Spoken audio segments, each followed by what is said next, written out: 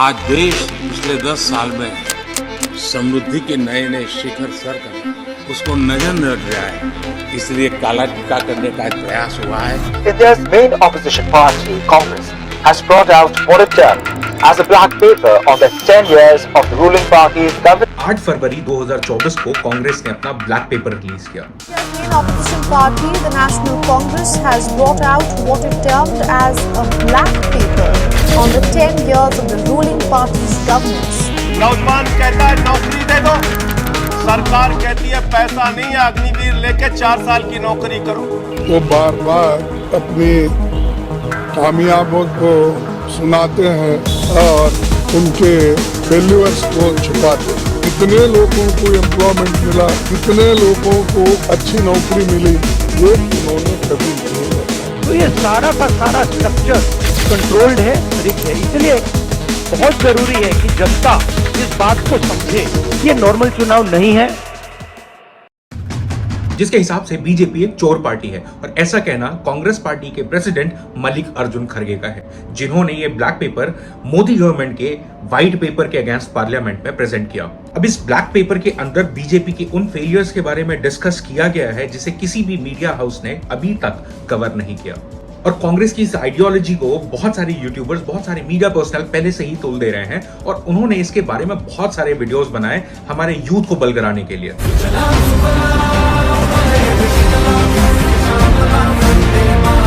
ये कि डिक्टेटरशिप को आने से रोकने के लिए क्या करना है देश, जो सरकार देश को डिक्टेटरशिप की ओर ले जा रही है उसे सत्ता से पहले बाहर निकालो, उसके बाद देखेंगे क्या करना है। और इनके वीडियोस से माने तो इन योद्धाओं ने भारत की डेमोक्रेसी को बचाने का बीड़ा अपने सर पे उठा रखा है। नमस्कार दोस्तों, क्या हमारा देश तानाशाही की ओर गिरता जा रहा है? देश यहाँ इस हालत में गिर जाएगा अगर हमने कुछ नहीं किया तो जाकर वोट करो। जो सरकार देश को डिक्टेटरशिप की ओर ले जा रही है उसे सत्ता से पहले बाहर निकालो, उसके बाद देखेंगे क्या करना। लेकिन अगर हम इस क्रोनोलॉजी को समझने की कोशिश करें तो ऐसा पहले भी हो चुका है 2014 और 2019 के इलेक्शंस के आसपास। आज लोकतंत्र की नाम की कोई चीज नहीं, आज भारत में डेमोक्रेसी नहीं है, आज डिक्टेटर चल रहा।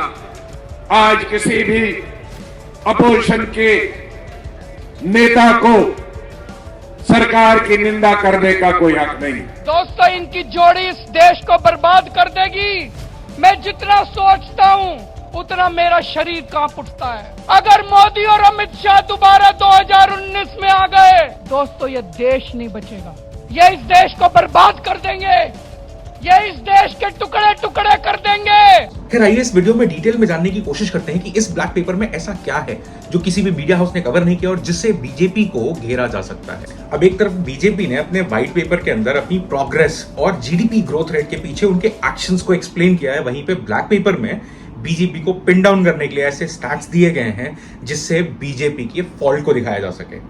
तो आइए फिर इस वीडियो को शुरू करते हैं। अब यह है वो ब्लैक पेपर जो कांग्रेस ने प्रेजेंट किया पार्लियामेंट में बीजेपी के व्हाइट पेपर के अगेंस्ट, जिसमें सबसे पहला पॉइंट है अनएम्प्लॉयमेंट के ऊपर, जिसे काफी हद तक मैं अग्री करता हूं क्योंकि अनएम्प्लॉयमेंट अगर हम इंडिया में देखें तो काफी हद तक बढ़ चुका है। जहां पे प्रधानमंत्री ने हर साल 2 करोड़ नौकरियां देने का वादा किया था, वहीं पे अगर हम बेरोजगारी दर को देखें जो कि पिछले 45 साल में वो इस समय पीक पे है। 2012 में कुल बेरोजगारों की जो संख्या थी वो लगभग 1 करोड़ थी और 2022 में यही संख्या बढ़ के 4 करोड़ हो गई है। अब यहाँ पे एक और बात बहुत ही इंपॉर्टेंट है, लगभग 10 लाख सरकारी नौकरियां जो केंद्र सरकार के अंडर आती हैं वो अभी भी वेकेंट हैं, बट सरकार उसके बारे में बहुत ज्यादा कुछ नहीं कर रही है। And the most ironical part is that we have 33% of graduates and post graduates who are unemployed currently.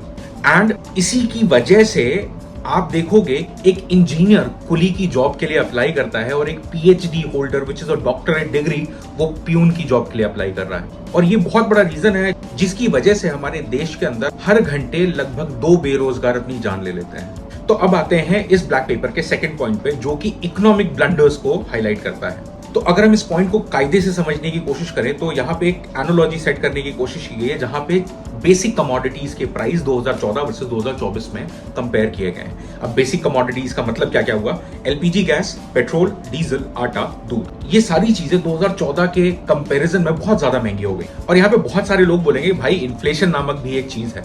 मैं मानता हूं इन्फ्लेशन है, लेकिन इन्फ्लेशन के कंपाउंडिंग को भी अगर हम लगा दें तो भी ये सारी चीजें बहुत ज्यादा महंगी हो गई। आइए इस चीज को समझते हैं।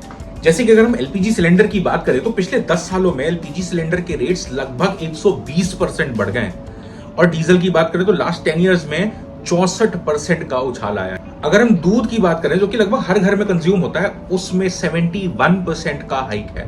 प्लस पेट्रोल और डीजल के कॉन्टेक्स्ट में अगर हम बात करें तो यहाँ पे हमें यह भी देखना पड़ेगा, जो क्रूड ऑयल प्राइसेस थे वो काफी नीचे थे कोविड के बाद, बट फिर भी हमें पेट्रोल लगभग 100 रुपए लीटर का पड़ता है। फिर बेसिक कमोडिटीज के बाद अगर इस ब्लैक पेपर में किसी के ऊपर बहुत ज्यादा फोकस किया गया है वो है फार्मर्स।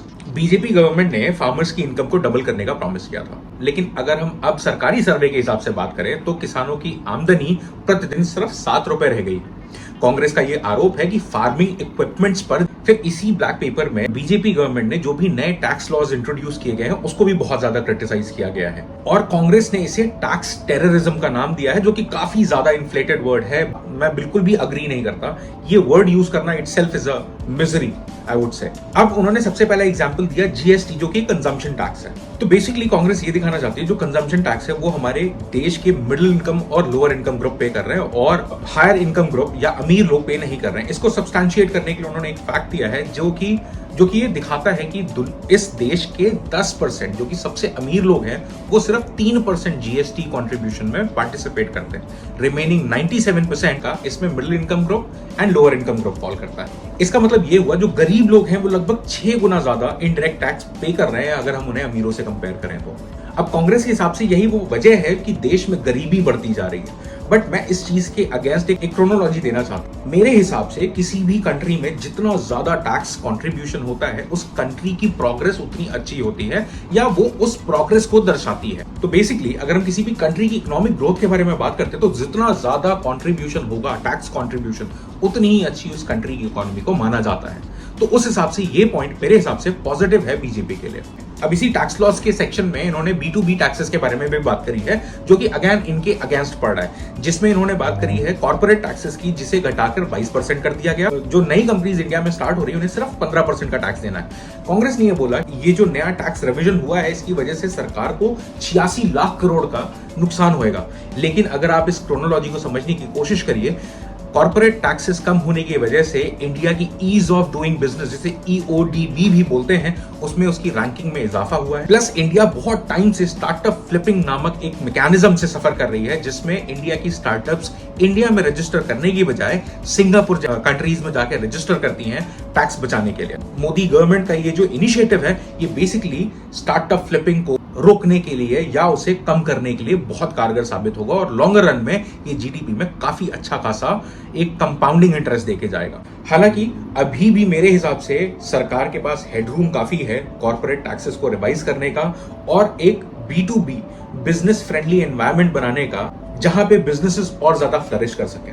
आगे इस ब्लैक पेपर में बहुत सारे पॉइंट्स रेज किए गए हैं, जैसे कि मनरेगा स्कीम के बारे में बात किया गया है, जहां पे इन्होंने दिखाया कि 2021 में लगभग 7.6 करोड़ लोगों को मनरेगा जॉब कार्ड से डिलीट कर दिया गया, 11 करोड़ लोगों को अयोग्य घोषित कर दिया गया। फिर कांग्रेस ने डायरेक्टली और इनडायरेक्टली अडानी के बारे में भी बात करी है, जहां पे उन्होंने ये हाईलाइट करने की कोशिश करी है कि कैसे अडानी ग्रुप में 13 बेनामी कंपनीज ने लगभग 8 से 14% का शेयर लिया। फिर वो कोल से रिलेटेड एक जो ओवर बिलिंग वाला केस था उसे भी इन्होंने इसमें घसीटने की कोशिश करी। विलफुल डिफॉल्ट्स के बारे में बात करी जो बीजेपी ने अलाउ किया, और उसमें सबसे बड़ा एग्जाम्पल दिया गया माल्या का, जो कि भागा कांग्रेस के टाइम पे, जिसने की सारे घोटाले कांग्रेस के टाइम पे किए। नीरव मोदी का किया गया, उसने भी सारे घोटाले सब कुछ कांग्रेस के टाइम में किया, बट क्योंकि वो बीजेपी की सरकार रहते इंडिया छोड़ गया, इसलिए पूरा टिकरा वो बीजेपी के सर पे डालने की कोशिश कर रहे हैं। प्लस पॉलिटिकल एलिगेशंस बहुत सारे लगाए गए, बट मैं उन चीजों को लेके बहुत ज्यादा कंसर्न नहीं हूं कि हमें और आपको इंपैक्ट नहीं देती। जो हमें आपको चीजें इन्फ्लुएंस करती हैं वो है unemployment, prices of basic commodities, then taxes. ये सारी चीजें हैं जो मैंने कोशिश करी इस ब्लैक पेपर से पढ़ के आपको बताऊं। तो इस ब्लैक पेपर में जो आइडियोलॉजी सेट करी गई है वो ये बताने की कोशिश करी गई है कि कितनी बीजेपी कितनी बेकार है और कांग्रेस कितनी अच्छी है।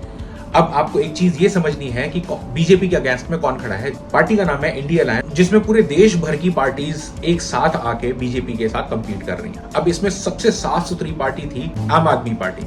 अब आम आदमी पार्टी के बारे में आपने बहुत कुछ सुन लिया, और रही बात यूट्यूबर्स के इन्फ्लुएंस करने की, मुझे इस चीज से प्रॉब्लम नहीं है कि कौन सी आइडियोलॉजी फॉलो कर रहा है, ईदर इट इज कांग्रेस और इट इज बीजेपी। मेरा कहना सिर्फ इतना है कि we should talk about our progress, क्योंकि हमारे वीडियोस दुनिया भर के लोग देख रहे हैं। और अगर हम अपनी सरकार को ही क्रिटिसाइज करते रहेंगे तो हमारी ग्रोथ के बारे में कोई बात नहीं करेगा, हमारी एआई डेवलपमेंट के बारे में कोई बात नहीं करेगा, हमारी स्टॉक मार्केट के बारे में कोई बात नहीं करेगा, एफआईआईज हमारे कंट्री में आके पैसे इन्वेस्ट नहीं करेंगे, क्योंकि हमारी यूथ ही हमारी गवर्नमेंट को लेकर नेगेटिव है। और रही बात बीजेपी वर्सेस कांग्रेस की, तो अभी मुझे नहीं लगता कि बीजेपी के अगेंस्ट कोई भी पार्टी एलिजिबल है टू रन दिस कंट्री, क्योंकि इससे पहले हमने बहुत सारे स्कैम्स देखे हैं और वो यूपीए की गवर्नमेंट के टाइम पे थे। उसका रीजन कोई भी रहा हो, मैं किसी को एलिगेट नहीं कर रहा, यहाँ पे किसी को पिन डाउन करने की कोशिश नहीं कर रहा, बट मैं सिर्फ ये बता रहा हूँ जब ऐसे स्कैम्स खुलते हैं तो हमारी रेपुटेशन वर्ल्ड वाइड बहुत ज्यादा इंपैक्ट होती है। तो ऐसी रेपुटेशनल इंपैक्ट को बचाने के लिए हमें बीजेपी जैसी सरकार, हाँ इनमें कुछ खामियां होंगी, जरूर होंगी, तो as a citizen of this country हम जो कर सकते हैं वो ये है कि हम ऐसे बैड इन्फ्लुएंस से बचें, अपनी रिसर्च खुद करें और अपने वोट कास्टिंग के टाइम पे इन सारी चीजों को ध्यान में रखते हुए वोट करें। तो इसी उम्मीद के साथ कि आपको ये वीडियो और ये रिसर्च पसंद आई होगी, मैं आपसे विदा लेता हूं। मिलते हैं नेक्स्ट वीडियो में। जय Hind. Induce guilt and fear, make them paranoid about their own bodies or thought processes. भाई साहब आज की हालत को इमरजेंसी से कंपेयर करने लगे हैं।